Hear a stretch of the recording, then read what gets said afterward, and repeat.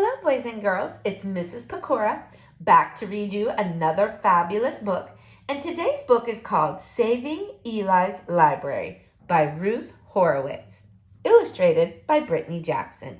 So sit back, relax, and enjoy our story for today.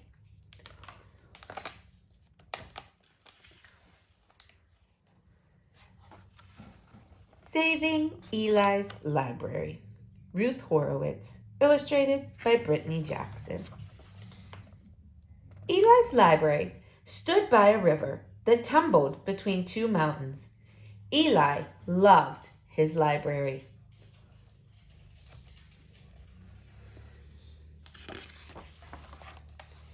He loved the computers where Josie James chatted with her faraway sister.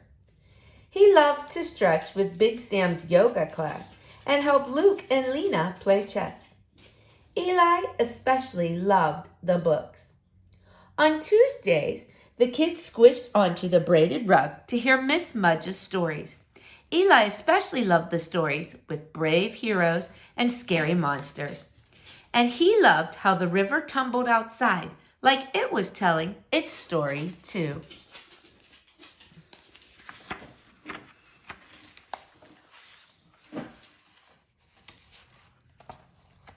One Tuesday, Eli and Dad drove to the library through sheets of rain.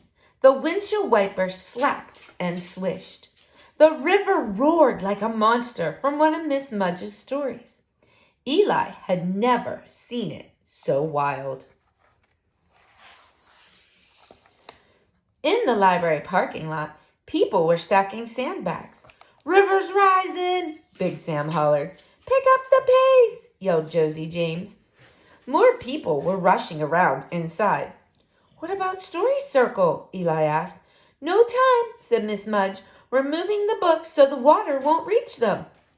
Eli's heart pounded. He couldn't let the river ruin the books. "Can we help?" he asked Dad. Eli pulled books off the low shelves and passed them to Dad, who tucked them away on the high shelves. They worked as fast as they could while the river raged outside, singing the story of the storm.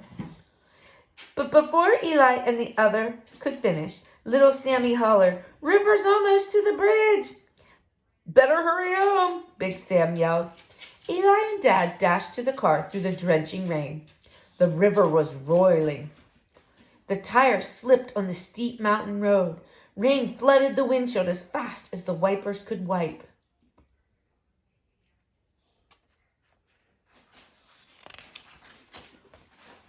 It was good to get home and dry off. But Eli kept thinking about the library. If the river wrecked it, how would Josie James chat with her sister? Where would the yoga class and chess players go? And what about the books? Miss Mudge's stories all had happy endings. Would this one? Worry tumbled through Eli's mind that whole stormy night.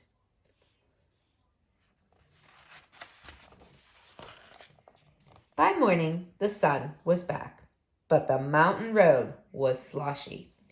The river was mud brown and boiling.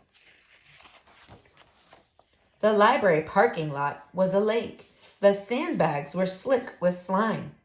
What was it like inside? Eli took Dad's hand. The braided rug was stinky with sludge. Eli wrinkled his nose. The lowest shelves were ruined. Eli squeezed his eyes shut. He could hear the river roaring on and on outside, like it was bragging about what it had done. "Quiet, you mean river!" Eli shouted. "It could have been a lot worse," said Miss Mudge. Eli followed her pointing finger. There, on the highest shelves, were the books they'd moved safe and dry. "You helped do that," said Miss Mudge. "You're a library hero." Eli's heart pounded, but it would take more than one hero to get the library back in shape. Then, "Brought extra shovels," Luke called. "Load the trash in my truck," Lena yelled back. Little Sammy showed up with Josie James right behind him. "Can we help?" Eli asked Dad. Tuesday was work day now.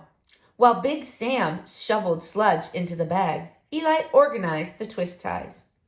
When Miss Mudge filled the new shelves, Eli made sure the books sat straight. And when Luke brought in a new braided rug, Eli knew just where it belonged. It took tons of Tuesdays and more helpers than Eli could count. But when they were done, the library was better than ever. It seemed like the whole town came to celebrate. There was music and cake, and Eli got to march in a book parade. Eli couldn't stop smiling, especially when the kids squished onto the new rug. There once was a town that saved its library, Miss Mudge's story began. She wasn't reading from a book. Eli looked around, his heart pounding. Miss Mudge was talking about him and Dad and everyone here.